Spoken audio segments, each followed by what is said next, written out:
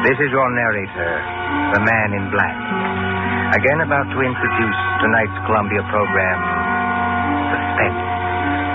The story is The Pit and the Pendulum by Edgar Allan Poe. The adaptation by John Dixon Carr.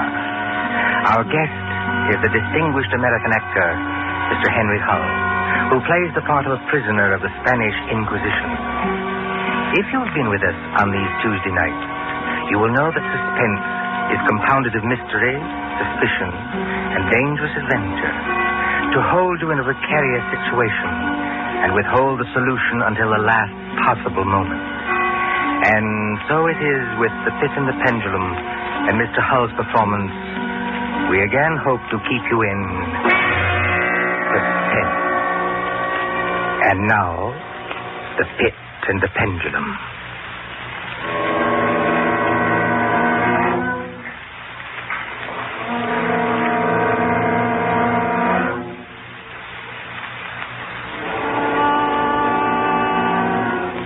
I was sick unto death with a long agony. And when at length they unbound me and I was permitted to sit, I felt that my senses were leaving me. The sound of the inquisitorial voices seemed merged in one dreamy, indeterminate hum. Yet, for a while, I saw, but without terrible an exaggeration, I saw the soft and nearly imperceptible waving of the sable draperies on the walls of the room.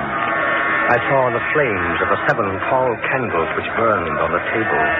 I saw the lips of the black-hooded judges, and these lips appeared to me white as paper, white as horror. I saw them writhe with a deadly locution. I saw them fashion the syllables of my name. Jean Delbray, Captain Jean Delbray. Good fathers, gentlemen. We hear you, my son. I am very weak and infirm. I've been confined for many months in a dungeon. I've been tormented by nightmares. Conscience, one trusts. Pray silence, Fra Antonio. Even now, I have no knowledge of where I am or to whom I may be speaking. You're speaking to me, my son. I am Fra Pedro de Estela, Prior of the Dominicans of Segovia and Grand Inquisitor of all Spain. Is this the course of the Inquisition? It is. Oh, then God help me. He will help you, my son, if you trust him. But I am a French officer. That is true. A soldier and creature of the arch-fiend Napoleon Bonaparte. But a French officer nonetheless. A prisoner of war. By what right do you try me in this court? Let the clerk read the charges against this prisoner. Pray silence while the clerk reads the charges. The charges against the prisoner are as follows. Imprimis, that he is one Jean d'Albret, a captain of artillery in the army of Bonaparte, so-called Emperor of the French. This means nothing, as the prisoner says. It is no crime. Proceed. Item, that on the 4th day of September in the year of our Lord 1808, that Sir Jean d'Albret did wed, espouse, and marry the most noble lady, the Doña Beatriz Valdez, niece of and ward of the illustrious... One moment. Your Excellency spoke. Antonio, was any cheat employed to trap this girl into marriage against her will? No, we have no actual evidence of any cheat. Was the girl of age? I believe so. Then wherefore is the prisoner here? This marriage was a deplorable thing, if you like. Bonaparte himself is almost at the gates of Madrid. His general, the Tsar, menaces our city of Toledo itself. But lawful marriage, however regrettable, is no sin or crime. There are other matters in the indictment, I think. Then continue, but give us nothing that is not material. Item, that on the 12th of October 1808, the Sir Jean d'Albret, being in command of a 5-gun battery of light artillery, did direct the fire of his guns against the Holy Church of St. Martha the Innocent. What? And thereby of his wicked malice destroyed that church utterly. Captain D'Albret, is this charge true? It is, yes. You admit it? Good father, hear what I have to say. The church blew up, I think. Will you boast of your opinion, young man? It blew up because it was stored with kegs of gunpowder for your army. I had every right to fire on it. And that is all the defense you have to make? I tell you, I had every right to fire on it. By military law, there was... Is military law above God's law? I don't know. I did my duty, that's all. Long live the Emperor! Captain Dalbray, mark what I say. No man, however great his heresy, is ever condemned to be burnt in the fire. Fire. If he first recant and ignore...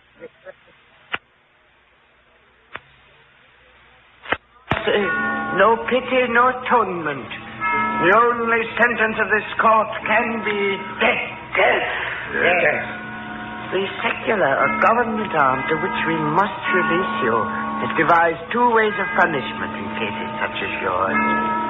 You hear the tolling of the bell? I hear them. It is the procession of the condemned going to the auto-da-fe. Soon the yellow light of the flames will stream through the windows and flicker on floor and ceiling. Nunc et in hora mortis intuit manibus Domine.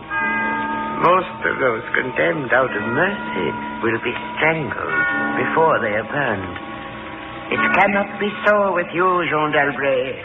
You must die in one of two ways.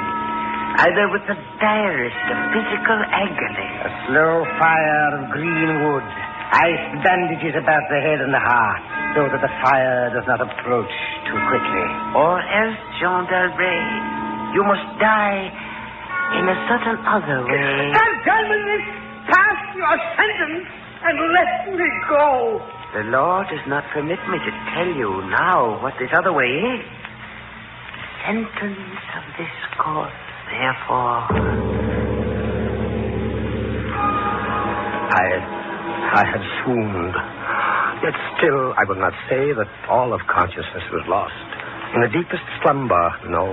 In delirium, no. In a swoon, no. In death, no. Even in the grave, all is not lost. There are shadows of memory which tell us indistinctly of tall figures that lifted me and bore me in silence down,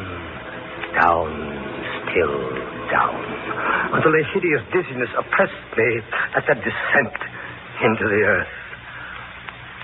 Then, as consciousness swam back to my wits, darkness, a stone floor, and darkness. Oh, Beatrice. Beatrice, my wife, Beatrice. Did you call me, John? Beatrice, was that you who spoke? Yes, John. You were here in the dungeons of the Inquisition. I am not really speaking to you, my poor Jean. I am only in your imagination. Am I mad, then? No. But your brain is fevered. You only think you hear me. No. I do. I hear you clearly. As clearly as I once heard you. In the little church near the Ebro where we were married. Yes.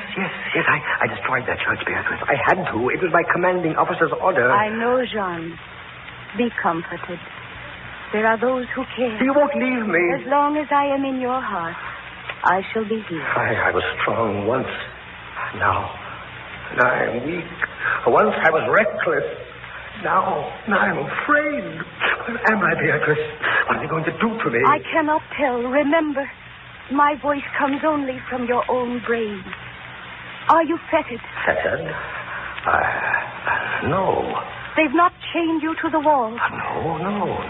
They've taken away my uniform. They've given me sandals and a robe of what feels like coarse serge, but I'm still free. Free. Take courage, John. Free. And in the grasp of the Inquisition. Beatrice. Yes, Jean. It's completely dark. There's hardly any air. I dread to get up. I dread to stretch out my hand. Suppose they've buried me alive. Courage. Can you stand up? I think so, yes. Then walk. Walk as far as you can. Measure the limit of the cell.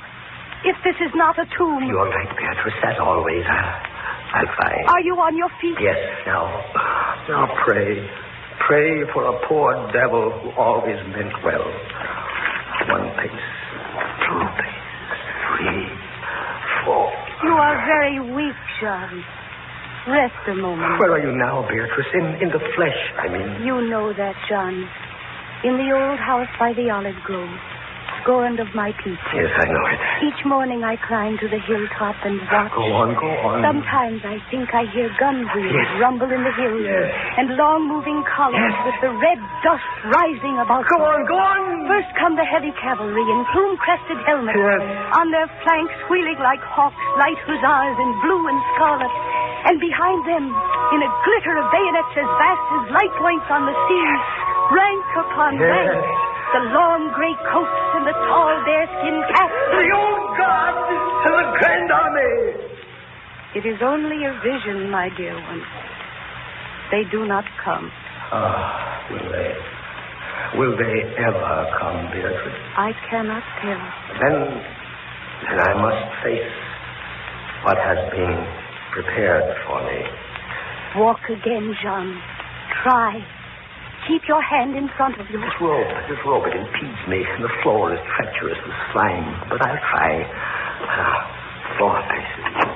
5, 6, 7. It can't be a tomb. 8, 9. Look out! I'm all right. I fell to my knees. The rope tripped me. My hand is in front of me. It's lower than my face, but I feel nothing. Nothing, Jean. It's a pit. A circular pit. And I fell on the very edge of it. Oh. They would have made you walk into it. Yes. Oh, there's a loose fragment of rock just inside the edge. If I can dislodge it.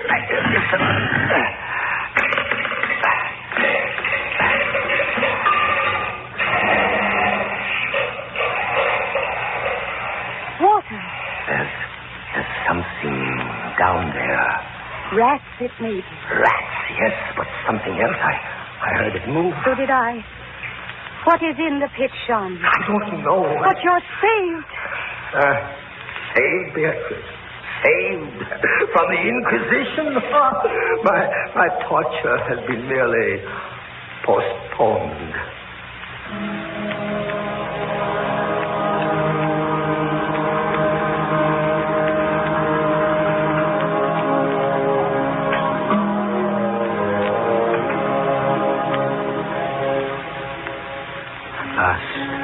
A deep sleep fell upon me. Sleep like that of death. How long it lasted, I know not. But when I opened my eyes once again, I could see. Yes, see. My prison was large and lofty. Its walls formed a massive iron plates, bolted or joined together. A wild, sulphurous luster, I could not trace its origin, lit up the dungeon, and the circular pit, and the crudely daubed skeleton figures painted in evil colors on the iron walls. Skeleton figures, demon figures, gargoyle figures. The colors a little blurred, as from the effects of the damp. It must approach you slowly and force itself into your mind. It must stalk you like a tiger. Must bring you face to face at last with the king of terror. When I regained consciousness, I lay on my back and at full length on a low framework of wood.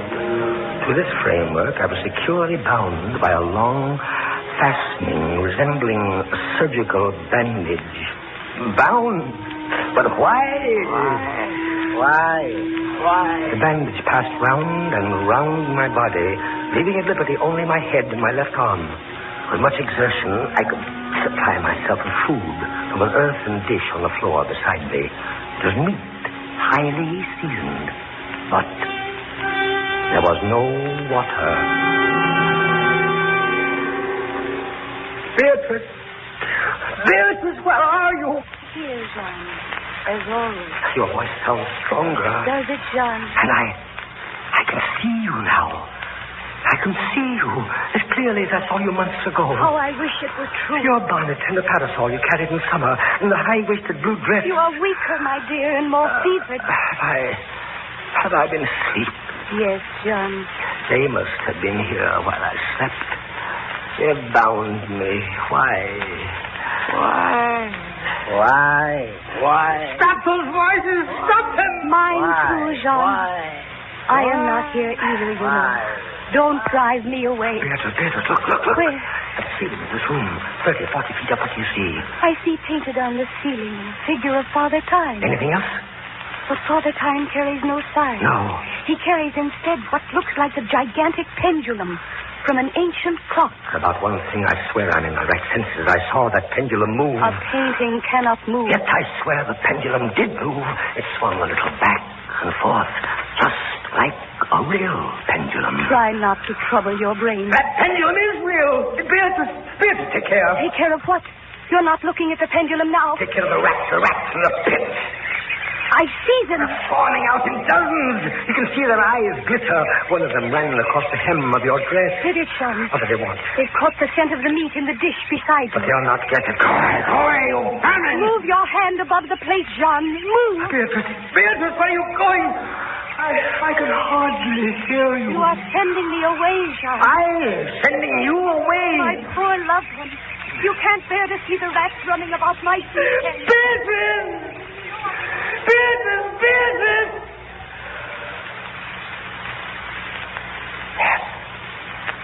Yes, it's true. There are cells swarming with vermin. There are others I had rather see here. I'd rather see. Did you call me Captain Dalbray? Then in spirit I am here. Who are you? Don't you recognize me? No, I do not. I am that second inquisitor, Fra Antonio, whom you thought unfair at your trial. But we were not unfair. We administer the law. That is all. Go. I command you, go. Not until I have first told you what you already guessed. Which is? There are two forms of death for such as you. One, death with its direst physical torture. The other, death with its direst mental torture. And I have been condemned to the second? Your guess is good. Listen. Do you hear anything? Yes, I do. I hear something. Turn your eyes upwards. Look at the ceiling. The pendulum. Aye, the pendulum. It's descended. Only a foot or so as yet. As you notice, it is not really a pendulum. Its underside is a crescent, formed of razor-sharp steel. You mean? A ponderous weight, Captain Dalbray. Its movement is slow now, but soon it will take on momentum. It will swing wider and wider, 30 feet perhaps. Presently, as it swings, you will hear it hiss. And with each broad movement, it will creep a trifle lower. Steel is directly above me. Yes. Above the region of your heart. Lie still and look up at it. How long before? You need have no immediate fear. It will not be too soon. But how soon? Who can tell? In the name of pity, give me some answer. Hours, perhaps days. It's beginning to swing wider. I can't take my eyes from it. Its glitter fascinates you, eh? See how it shines in that wild light. And this is your utmost refinement in cruelty. The law, Captain Dalbray, is never cruel. And now, still in spirit, I leave you to your meditations. It will not be too soon. Minutes, hours, days.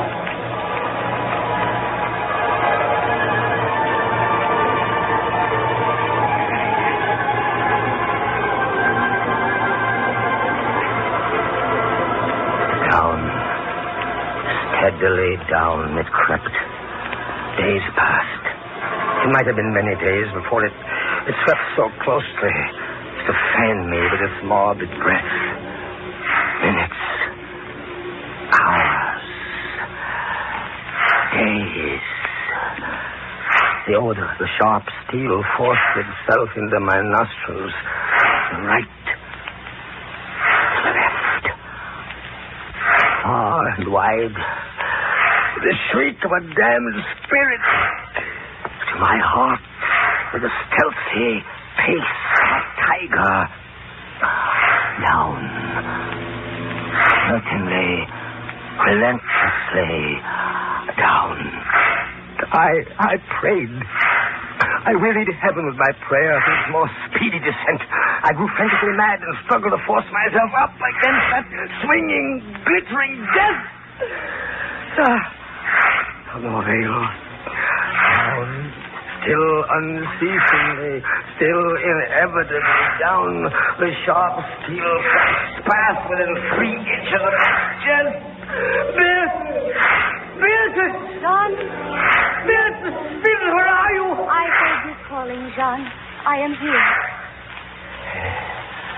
It is a strange thing, Beatrice. I'm quite calm. You are resigned, then? No, that is the strange thing. Even now, I am not resigned. Is there a way out? How can there be? 10, 12 more vibrations, and it will fray the surge of my robe. Only lightly as a wafer in a delicate hand. There will be many sweets before it bites deep. No, I can't escape it. You kept me away from you, John. You locked me out of your thoughts. If I am here only in your thoughts, why should I fear the rats? Rats! You open your eyes and your eyes blaze. What is it? Rats! Do they still swarm here? Across the floor and over the meat platter. They have taken nearly all your food. Yes, of course, they're ravenous, and they have sharp teeth. Well... The meat is oily and spiced. If I take what remains of it, scatter, you vermin! And rub that meat on the bandages that hold me here. Try it, John, try. Maybe too late. If I leave my body a fraction of an inch up. Try it, I tell you, try. But look, this as soon as I do try... But they are watching you. I can see their eyes glitter. They're creeping back. Can I stand the rats crawling across me? Can the flesh bear it? One of them has leaped on the wooden framework. Another follows. They're gnawing at the bandage. 7, 8 more sweeps of the pendulum. The bandage give way. A little. Lie still, John, lie still. 10, 12, a dozen rats now. Is death, I wonder, worse than this disgust? A dozen sharp knives could do no better. The bandage is loosened to ribbons. Now, if you move sideways, carefully, and drop to the floor. Beatrice, I can't move. My arms and my legs are numb. There is no power. The steel has frayed your robe. A minute more will be too late. Try. And with all the strength that is in me, and all the hate that I bear my enemies. Free! A second time. Free! John. The pendulum stops. They are drawing it back up through the roof. Each move I make is watched. You never doubted that? No. Yet with all they could do to you, they have failed twice. They will not fail a third time, my dear. There must be no more dallying with the king of terrors. What else can they do? I can't say. See how the rats gnaw in silence at that bandage. To what food, I wonder, have they been accustomed in the pit? But you escaped the pit. I escaped it once. Listen. What do you hear? A groaning. Yes, a grinding as of metal.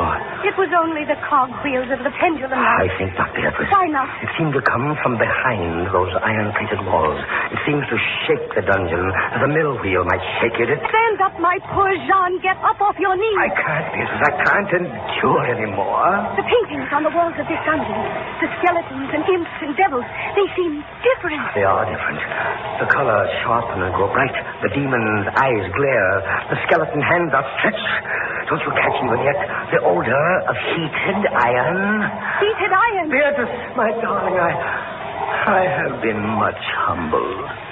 But I won't have you see me in tears. I order you to go. John, in the name of heaven. Beatrice. You're sending me away. Yes, in the name of heaven. Go.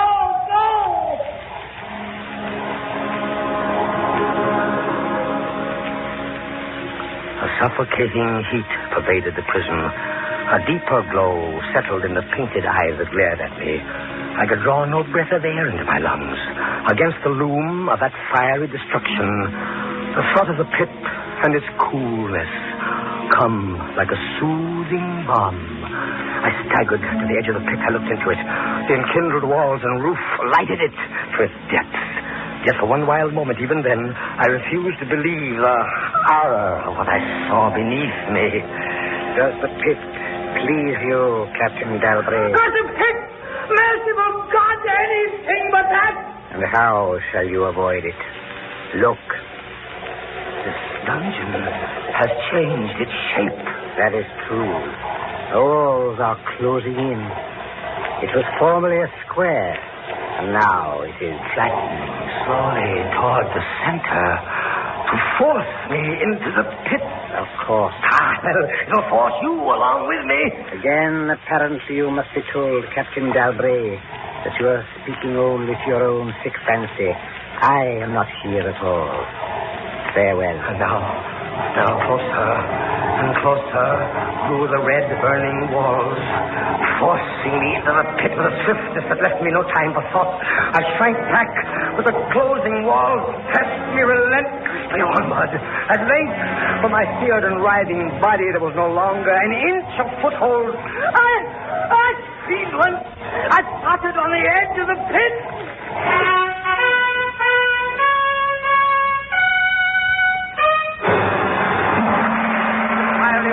Back. An outstretched arm caught my own as I was about to fall fainting into the abyss. It was that of General LaSalle. The French army had entered Toledo.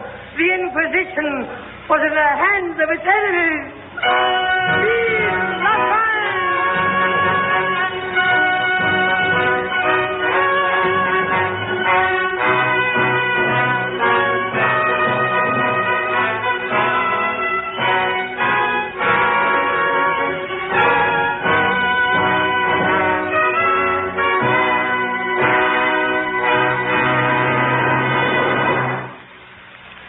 And so closes Poe's celebrated story, The Pit and the Pendulum, starring Henry Hull. We invite you to another adventure of suspense next Tuesday at the same hour. Until then, this is the Man in Black saying good night. William Spear, the producer, John Dietz, the director, Bernard Herrmann, the composer-conductor, and John Dixon Carr, the author, are collaborators on Suspense.